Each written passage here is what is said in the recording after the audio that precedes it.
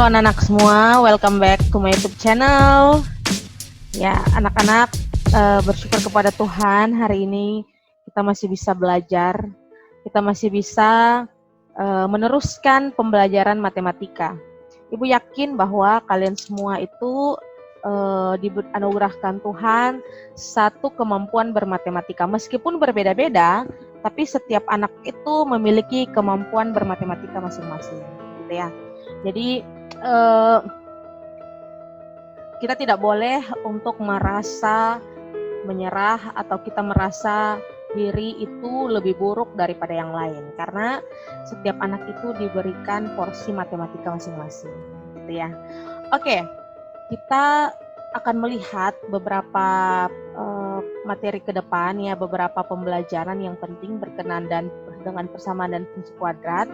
Tapi sebelumnya Ibu mau kembali memperlihatkan kalian sebuah foto yang mana itu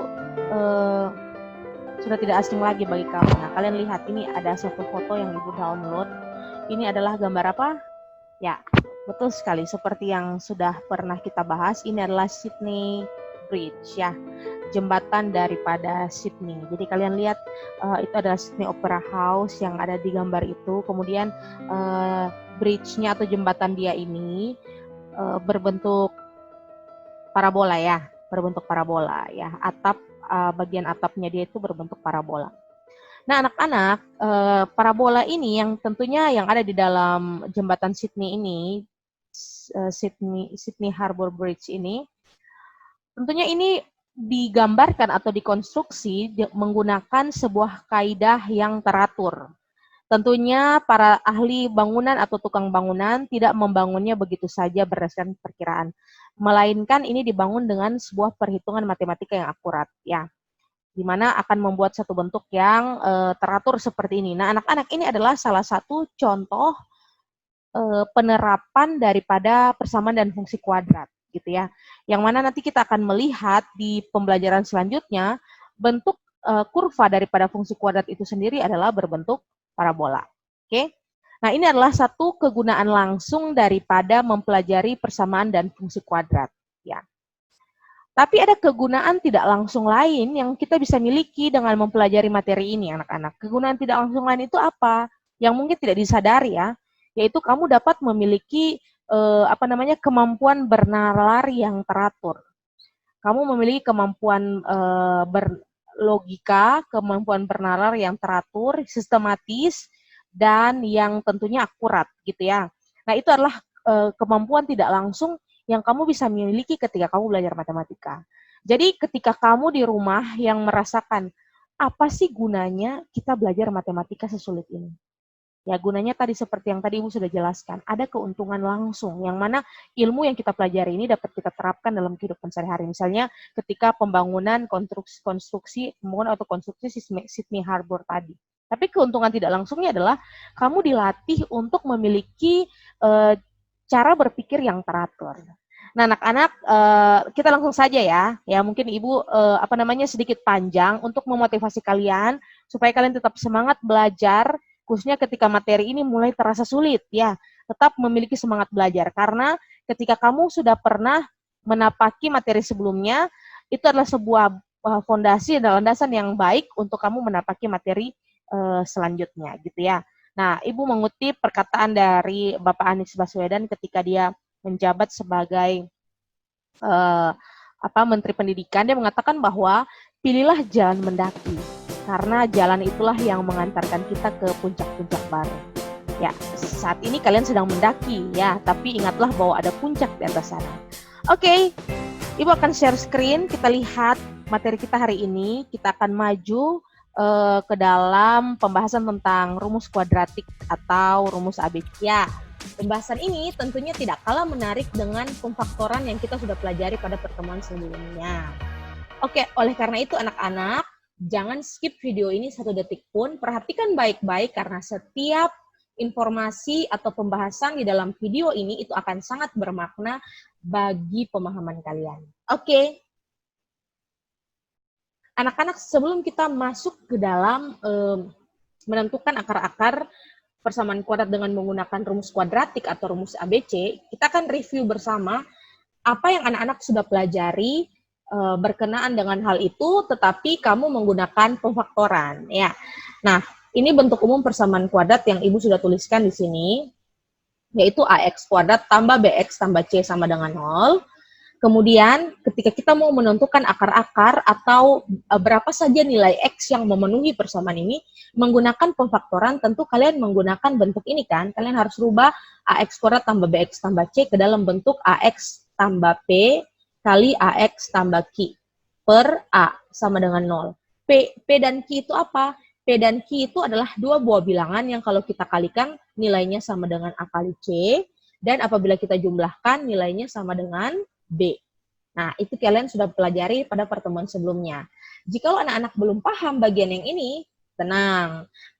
Putar kembali video sebelum video ini ditayangkan, yaitu tentang pemfaktoran. Selain daripada itu, kita sudah berlatih bersama soal-soal latihan menyelesaikan akar-akar persamaan kuadrat dengan menggunakan pemfaktoran ini, yang videonya sudah Ibu upload ke web sekolah. Jadi kalian buka kembali web sekolah dan tonton kembali di sana, ada pembahasan lengkap mengenai pemfaktoran. Tapi Ibu yakin dan percaya hampir semua dari kalian sudah menguasai pemfaktoran tadi ya. Sehingga mari kita melaju ke dalam subtopik kita selanjutnya. Baik, ada 3 cara dalam menentukan akar-akar persamaan kuadrat seperti yang kita sudah ketahui bersama.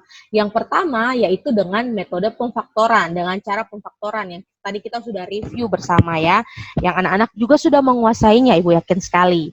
Yang kedua adalah dengan melengkapkan kuadrat sempurna. Oke, nah pembahasan melengkapkan kuadrat sempurna akan Ibu jelaskan pada waktu setelah kita mempelajari tentang rumus kuadratik atau rumus ABC.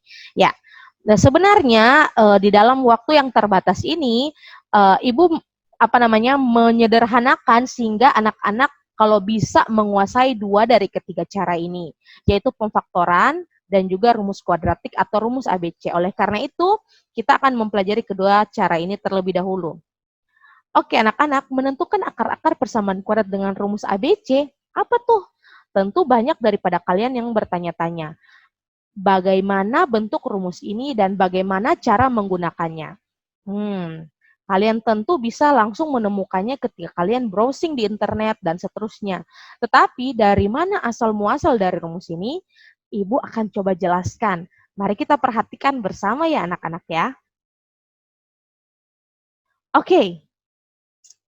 Pelan-pelan ya kita lihat, ini adalah bentuk umum daripada persamaan kuadrat yang tadi. Kita semua sudah tahu bentuknya AX kuadrat tambah BX tambah C sama dengan 0. Nah, beberapa perlakuan dapat kita gunakan untuk mendapatkan rumus kuadratik ini. Yang pertama, coba kita kalikan kedua ruas persamaan ini dengan 1 per A. Prinsip daripada persamaan yang sudah Ibu jelaskan sebelumnya adalah operasi yang kamu lakukan di ruas kiri harus kamu lakukan juga di ruas kanan. Sehingga kedua ruas kita kalikan dengan 1 per A, itu tentunya tidak mengubah nilai dari persamaan itu.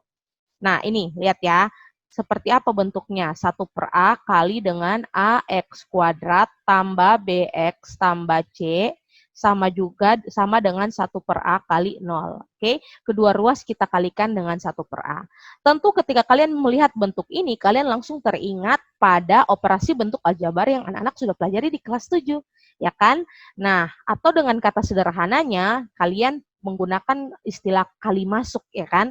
1 per A kita kali dengan AX kuadrat, kemudian 1 per A kita kali juga dengan BX, kemudian 1 per A kita kali juga dengan C.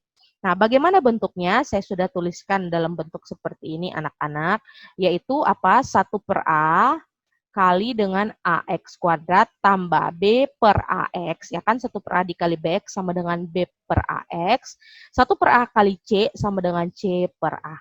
Oke? Sama dengan 1 per A kali 0, tetap 0. Oke? Kita lanjutkan. Sekarang setelah kita mengalihkan kedua ruas dengan 1 per A, kita tambah kedua ruas dengan B per 2A dikuadratkan. Oke? Nah, ini kenapa kita harus tambah B per 2A dikuadratkan? Nah, ini adalah sebenarnya langkah-langkah yang mengantarkan kita pada rumus yang ujung-ujungnya akan apa namanya, bentuknya adalah X secara eksplisit, X sama dengan titik-titik ya kan. Nah, oleh karena itu kita ikuti aja step-step ini. At the end of the day, kalian akan ngerti bentuk rumusnya akan seperti apa dan kenapa kita melakukan hal ini. 1 per A dikali A itu adalah 1 dan kita tidak perlu tuliskan lagi. B per AX tambah C per A sama dengan 0. Kedua ruas ini kita jumlahkan, kita tambah dengan B per 2A dikuadratkan. Tapi sebelumnya C per A ini kalian harus pindahkan ke ruas kanan. Oke, ketika kita sudah pindahkan ke ruas kanan, bentuknya akan seperti ini.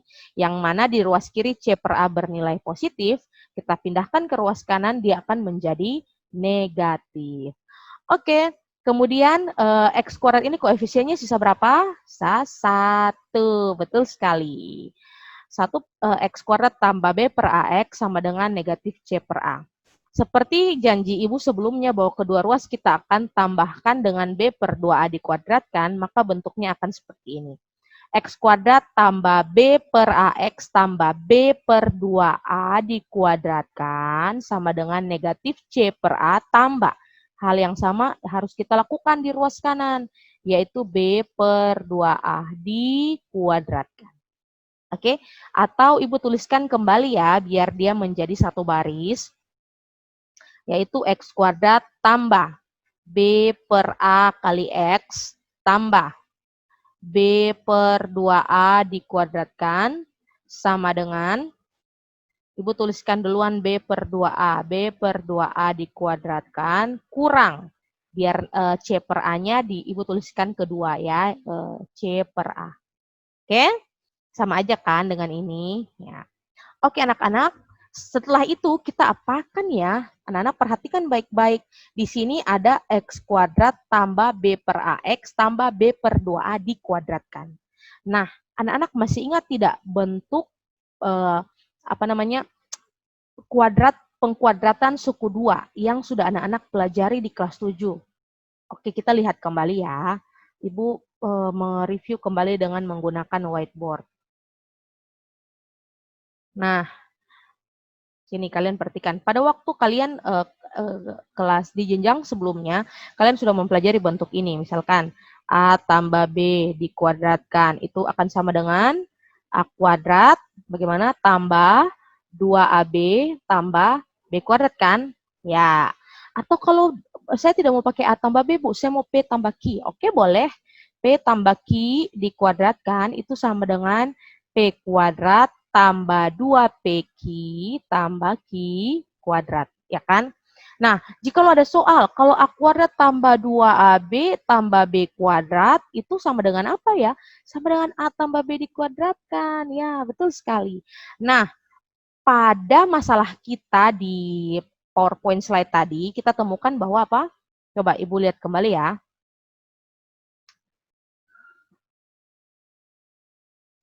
Oke, yang ini. Nah, kalian lihat ya, di sini ada X kuadrat tambah B per AX tambah B per 2A dikuadratkan. Nah, ini kan sama juga dengan X kuadrat tambah 2 kali B per 2A kali X kan. Ya kan? 2 bagi 2, 1 kan B per A, tetap kan. Tambah B per 2A dikuadratkan. Ya kan?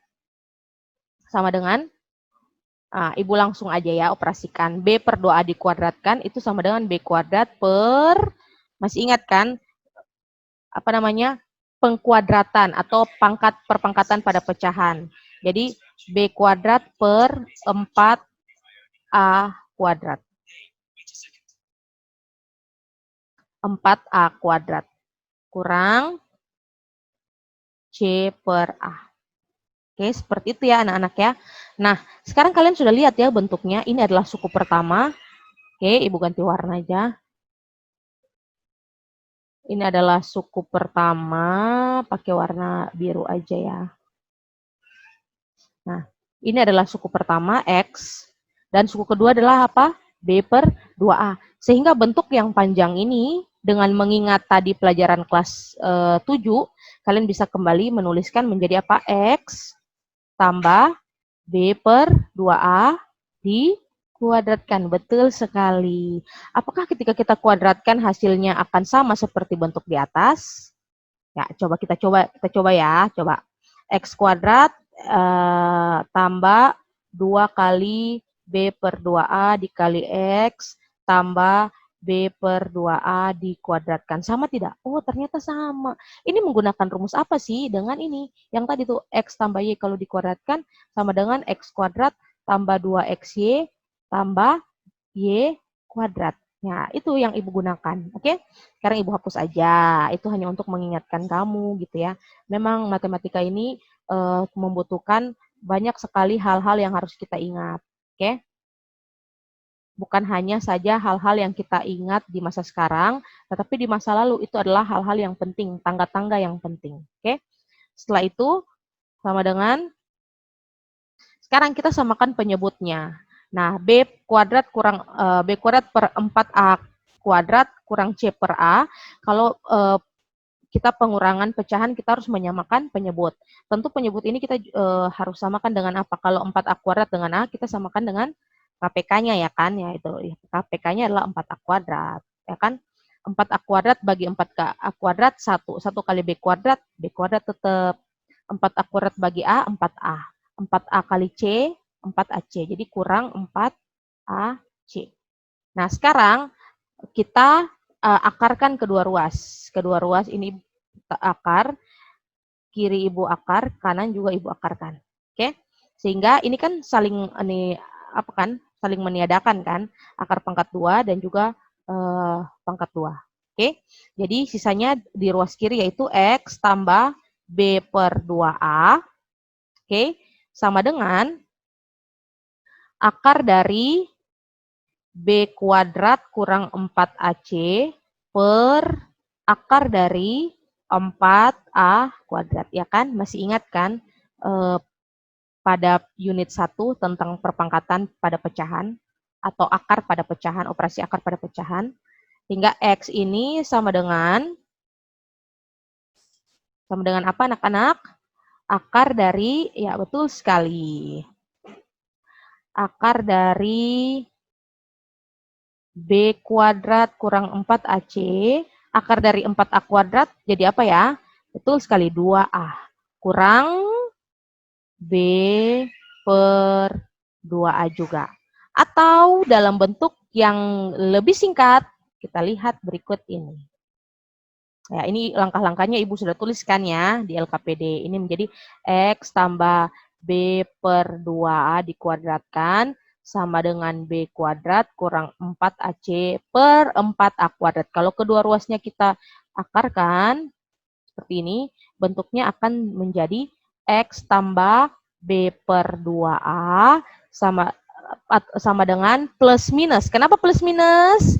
Oke, akar pangkat 2 dari 4 itu kan hasilnya sama dengan plus 2 atau negatif 2 kan. Nah, itulah dari situlah kenapa di sini plus minus.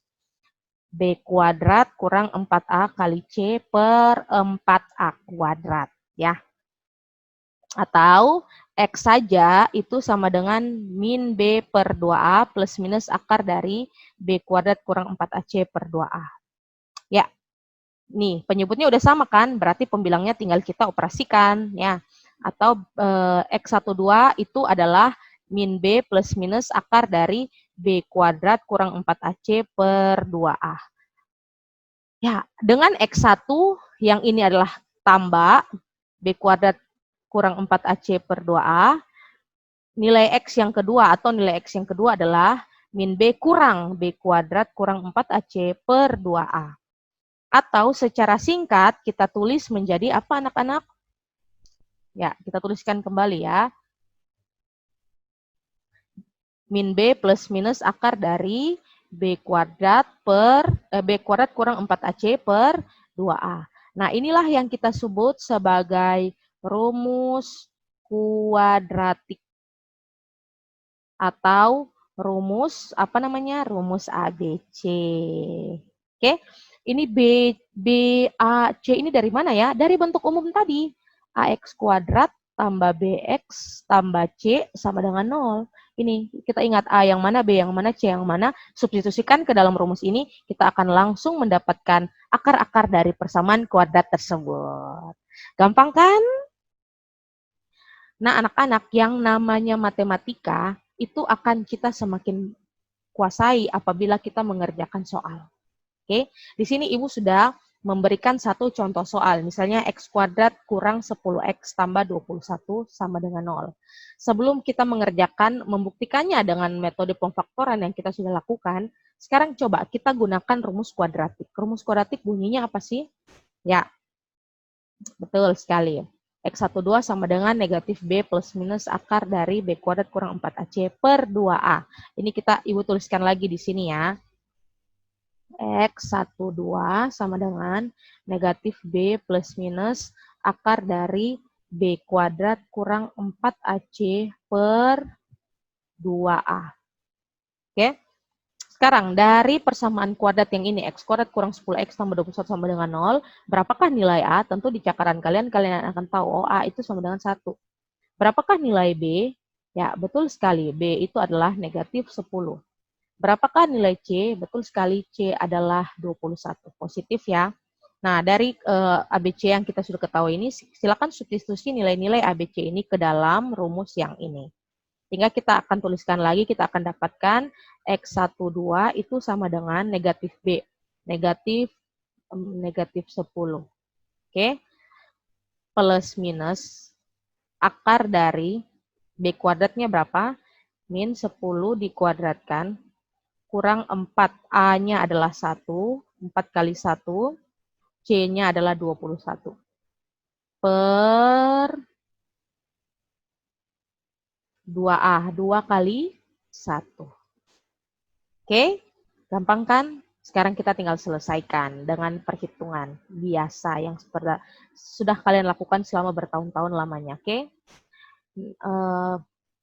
Min dari negatif 10, yaitu 10 aja kan? 10 plus minus akar dari min 10 kuadrat 100. Positif kan? Ingat, pangkatnya genap. Kurang 4 kali 1 kali 21. Kurang berapa tuh?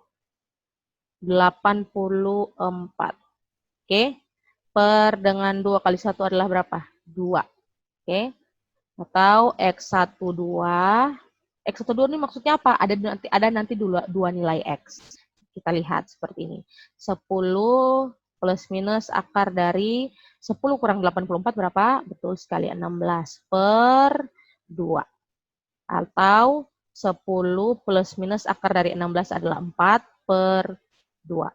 Oke, di sini ada dua nilai. X1 itu adalah 10 tambah 4 per 2, atau sama dengan 14 bagi 2 sama dengan 7, atau X2 itu sama dengan 10, kalau tadi udah tambah, sekarang kita pakai kurang 4 per 2. 10 kurang 4 itu berapa? 6.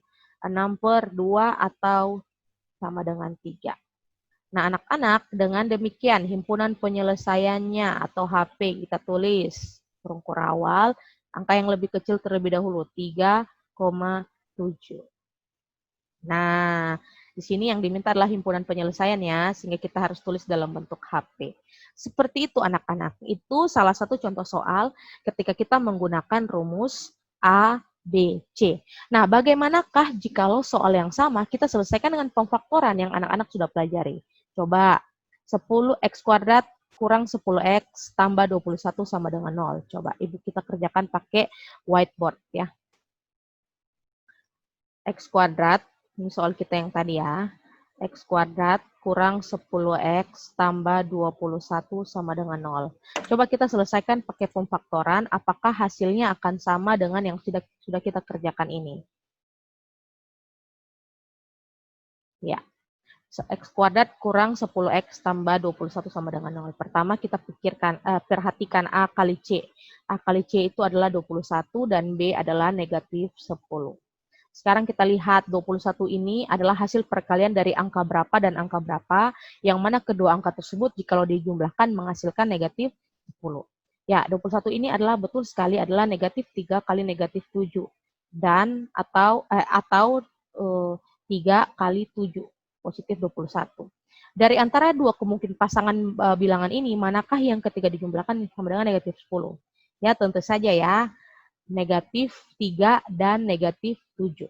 Nah, kita masukkan, jadi ini P-nya adalah negatif 3 dan Q-nya ini adalah negatif 7. Kita masukkan ke dalam bentuk umum, AX tambah P kali AX tambah Q per apa anak-anak A sama dengan 0. Oke? Yang mana AX ini A-nya adalah 1, jadi kita langsung tulis saja X. P-nya ini adalah 3, atau tambah P berarti kurang 3, dikali X kurang 7 per 1. Kita diperluas lagi kan, sama dengan 0. Jadi kemungkinan pertama X kurang 3 yang sama dengan 0, atau X kurang 7 yang sama dengan 0. X kurang 3 sama dengan 0 berarti X sama dengan 3, atau X sama dengan positif 7. Sehingga himpunan penyelesaian atau HP-nya sama dengan 3,7. Apakah sama dengan yang tadi kita sudah temukan menggunakan rumus kuadratik? Coba kita lihat kembali. Ya, betul sekali. Himpunan penyelesaiannya adalah 3,7. 3 dan 7 gitu ya. Oke anak-anak, itu satu contoh soal yang dapat Ibu berikan kepada kalian. Ya, ini di dalam LKPD kalian saya sudah memberikan penuntun dengan cara seperti ini. Anak-anak bisa kerjakan. Nah, sekarang Ibu punya latihan soal. Tentukan akar-akar dari 9x kuadrat kurang 3x tambah 1. Ya, coba anak-anak kerjakan dulu ya. Kemudian kita akan bahas di Zoom. Di situ sudah ada langkah-langkahnya. Kalian tinggal mengisi titik-titiknya. Kemudian ini adalah formatif. Ya, ini adalah formatif. Satu nomor saja yang harus kalian selesaikan dengan dua cara, yaitu pemfaktoran atau memfaktorkan dan juga rumus kuadratik ABC. Latihan formatif 3 ini soalnya Ibu sudah lampirkan di Google Classroom. Jadi setelah berakhirnya video ini kita akan join Zoom meeting sebentar untuk membahas satu soal yang tadi dan Ibu akan mengkonfirmasi semua anak sudah paham. Setelah itu kalian akan mengerjakan satu soal ini yang nilainya akan Ibu rekap sebagai formatif 3. Oke, sampai di sini saja dulu ya pembahasan kita. Perhatikan setelah ini kita harus join Zoom meeting. Tetap semangat anak-anak. Kita ketemu lagi di Zoom meeting ya anak-anak. Sampai jumpa. Bye-bye.